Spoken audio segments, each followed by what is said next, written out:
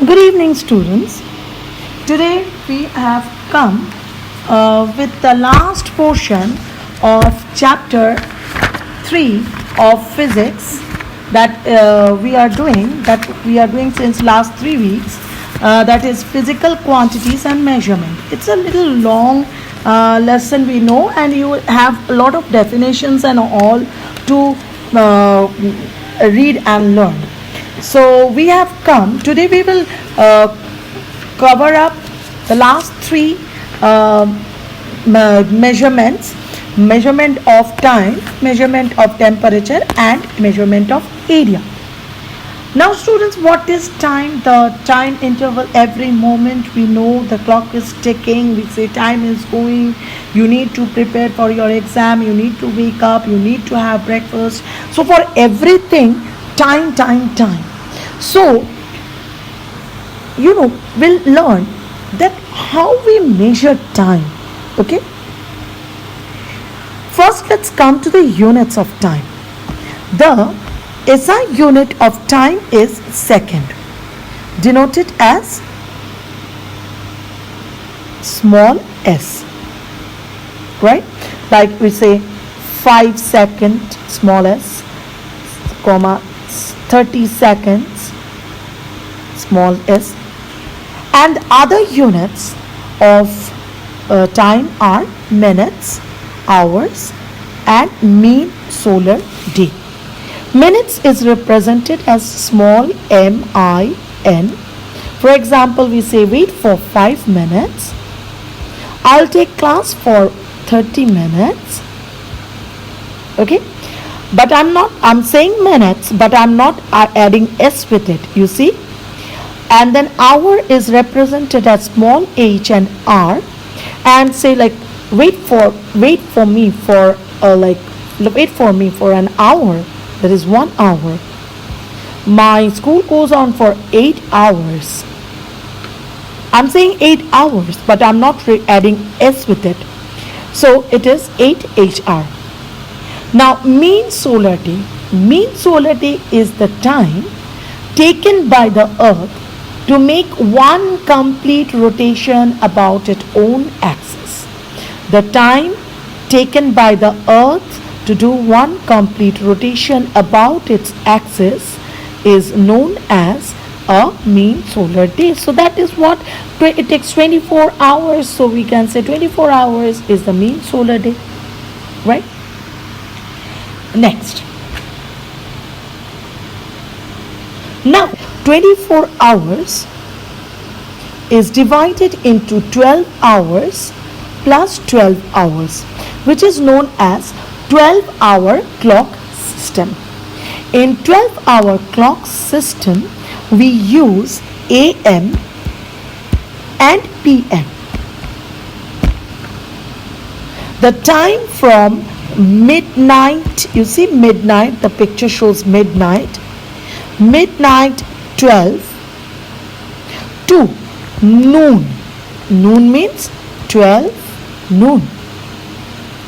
This time is known as AM, like 12 AM to 12 noon. And the time from afternoon, noon 12 to midnight 12 p.m. is known as the PM, right? So here I have given a picture. You can see the AM. AM starts from 12 midnight, then goes to morning at 6 o'clock, 6 a.m. Then the sun rises. Then we have morning like 10 o'clock or something, 10 a.m. And this AM goes on till midday, 12 noon. After that, from 12 noon, it starts PM.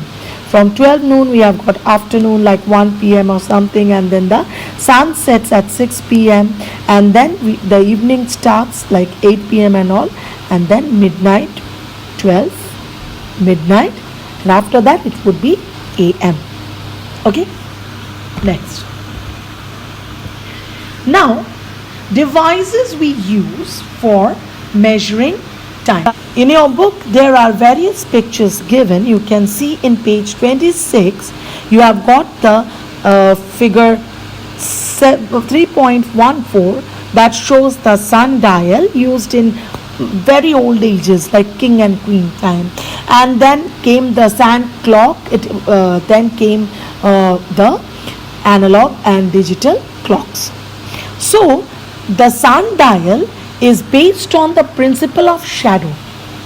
We all know that in the afternoon when the sun comes just overhead, we have got the shortest shadow, whereas in the early morning when the sun rises and in the evening before the sun sets, our shadow grows longer. This we have studied.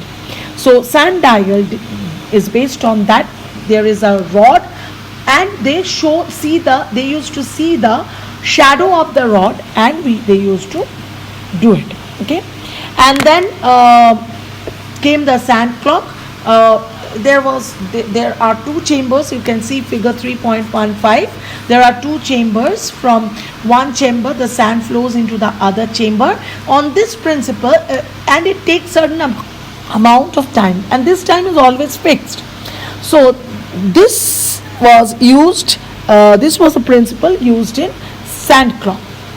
And then two more present modern day we use the analog and the digital clocks. You can see here we have got one analog clock, analog, and here we have got the digital one, digital. Okay, now there are, to measure time interval, analog and digital clocks can give you the time. Okay, in analog clock you have got the hour hand, the minute hand, and then the seconds hand, that sometimes optional, and you have got analog wristwatches, and in digital clocks directly they show the digits. Okay, there's no arms, so it is directly you can see the time, but time interval, how much time it took to do something. How will you do that? To measure time interval is measured by the stopwatch, like you are practicing for athlete, like running race. So you will use a stopwatch, and before starting from the starting line you start the stopwatch and it starts tick tick tick tick tick tick tick tick, and when you reach the end point you take it out from your pocket and stop it and see how long you take for the took for running, completion of the athlete or the running race. Okay, so shortest the time, your target is always to decrease the time taken. Okay, so this is also known as the stop clock. Next you can see here the 24 hours clock conversion. This you have done in mathematics so many times. There's nothing much to explain in it. The stopwatch, like in 24 hours clock, the time starts from like 00, that is 12 midnight. 12 midnight is 00. Then you add 1 with it and you get 1, 0, 0. Then 2, 0, 0, 3, 0, 0. You are continuously adding the time. Then when you reach 12 noon, means you have completed 12 hours, and from then you keep on adding 12 hours. Like for 1 you will add 1 plus 12, you get 13. 2, you get 2 plus 12, 14. Then 3 plus 12, 15. 4 plus 12, 16. 5 plus 12, 17. Then 18, 19, 20, 21, 22, 23 is 11 plus 12. That is, you see, 23. This is how you will do the conversion. Till 12 noon, there is no problem. When you reach 12 noon, your clock will show 12:00. After that, when you go to the next part, PM part of it, in place of PM, we just keep on adding 12 with the time. With 1 PM, we will add 12. Okay? So, like that, it goes on. So, you will get sums based on this. So, please understand. If you have not understood it, ask me. Then we move on to measuring temperature. Temperature, we all know when it comes to measuring temperature, we know about the body temperature when we have got fever. Now, temperature is the measure of degree of hotness and coldness of an object. How hot this temperature, the temperature which is shown in this thermometer is showing that how hot or cold this kid's body is. That is temperature. Okay. Now temperature is the device which we use to measure temperature. Device used to measure temperature is thermometer.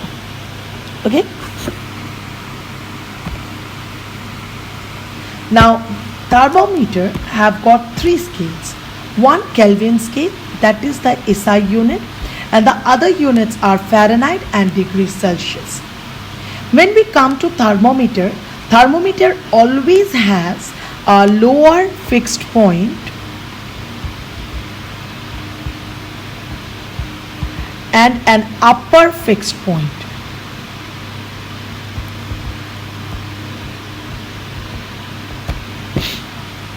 The lower fixed point and upper fixed points are different in the 3 different scales of temperature. Now lower fixed point is the point where at that temperature the ice melts. That's why we call it ice point. And upper fixed point temperature is the temperature at which water boils. So we call it as steam point. Steam point. Now students, we all know water becomes ice at 0 degrees Celsius, right? So this is the lower fixed point. You see, 0 degree Celsius of degree Celsius temperature, and we all know that water boils at 100 degrees Celsius. So 100 degrees Celsius is the boiling point or the upper fixed point of the Celsius scale. Similarly, 32 degree Fahrenheit, water becomes ice, and 212 degree Fahrenheit, the water starts boiling. At 273.15 Kelvin, water becomes ice, and at 373.15 Kelvin, the water starts boiling. So these are the 2 lower fixed point and upper fixed points of the Celsius, Fahrenheit and Kelvin scale. Now we come to the concept of absolute zero. Absolute zero is the temperature below which no temperature exists. Means there is no temperature below this. Absolute zero. Absolute zero is minus 273.15 degrees Celsius for Celsius scale, minus 459.67 degree Fahrenheit for Fahrenheit scale, and 0 Kelvin. Okay, so please remember this slide thoroughly. It's very important. We move on to the inventors of the scales of thermometers. Anders Celsius, he invented degree Celsius. Then Daniel Gabriel Fahrenheit, he invented degree Fahrenheit. And William Thomson Kelvin, he invented the Kelvin scale. You mark it. I have not used degree K with it. I have not used degree with it. Okay, this is the laboratory temperature, whose temperature lowest point is minus 20 degrees Celsius, highest point is 110 degrees Celsius, and it is used for scientific purposes. Then we have got the clinical thermometer. Clinical thermometer is used to measure on human body temperature, especially when we have fever. Lower temperature is either 35 degrees Celsius. A lower temperature is 35 degrees Celsius, higher temperature is 42 degrees Celsius, and in Fahrenheit scale it is 95 degree Fahrenheit to highest temperature range is 108 degree Fahrenheit. Now students, after this we have got the area. We all know area is for plane surfaces that has got proper sides, and we have got proper formula to find area. For square we have got side into side.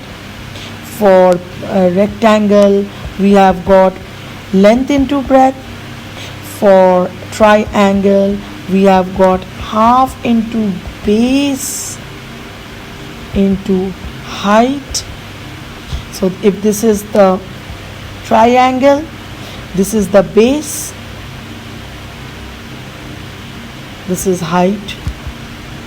So please learn the formula, you will get sums on this. One more last thing students, when we need to do the conversions in the scales, for suppose you want to convert Celsius into Kelvin, then you just add the temperature given in Celsius, suppose T, plus 273.16. The answer gives you the Kelvin temperature. For example, for 0 degrees Celsius, you add 273.16, you will get the 273.16 Kelvin. And if you want to convert Fahrenheit into Kelvin, the formula is, okay, you don't have Fahrenheit conversion, that's good. Fahrenheit to Kelvin, you do not have the conversion. That makes your subject easier. So that's it student for the day. This is the last portion. Go through it thoroughly. Solve module 1, module 4 first, and then module 5. Today you submit module 4 and tomorrow you submit module 5. Thank you students. Take care. Bye bye.